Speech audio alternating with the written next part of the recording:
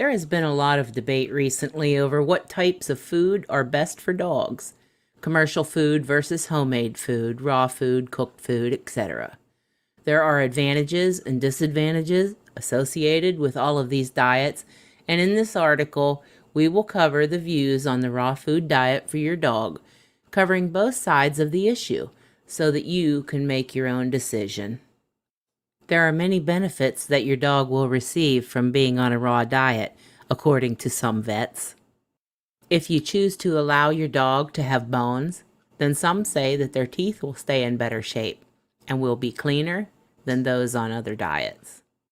This could potentially mean less money that you have to spend on dental care at the vet's office, which is considered to be an added bonus for you, the dog owner.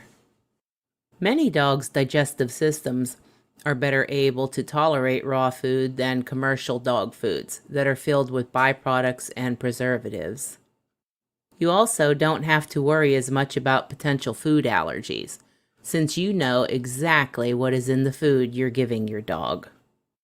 Another belief is that dogs that are on raw diets have significantly reduced risk of becoming obese, which can cause many serious health problems just as it does for humans. They are only eating what they need, without getting all of the fillers that many commercial dog foods contain, which cuts out excess calories. One of the most common complaints that dog owners have about a raw diet is that it takes a lot longer for them to prepare their dog's food than normal. They can't just go to a bag and scoop out kibble into a bowl. They have to actually prepare the food much as they would for themselves. You have to have enough meat on hand to feed your dog. You have to measure out the correct amount and then mix it with the proper amount of vegetables and bones if you choose to go that route. You have to determine how much food your dog should eat each day, depending on his or her ideal body weight, and then either prepare the food on a daily basis or prepare it in batches and store it in the freezer until it's needed.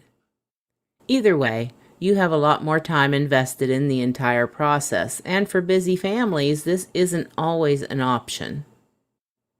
When you purchase meat, depending on where you live, it can be pretty expensive, so you may have to spend more money on a raw diet than you would a commercial dog food diet. To make this option more affordable, you will need to look for sales and then buy as much as you can afford and store it appropriately, which could also mean investing in a separate freezer if you don't already have one on hand. Anytime you think about raw meat, you have to think about parasites and bacteria, which could potentially be harmful for your dog.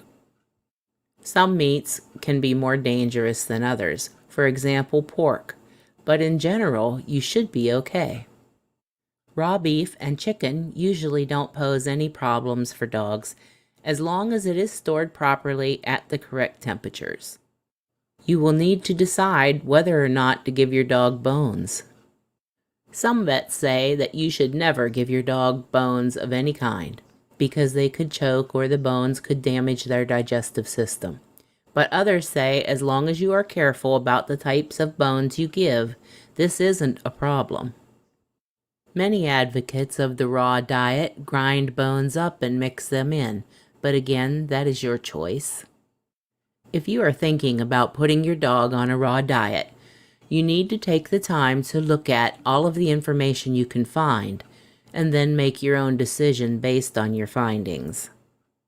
The raw diet requires a commitment from you, the dog owner, both financially and time-wise. If you aren't prepared for that, or aren't certain that is the way you want to go, then you might want to think about other options. Thanks for watching our video, and please hit the subscribe button if you liked it. And whatever time it is in your part of the world, I hope you have a really wonderful day or evening, and thank you again very much for watching. Bye now.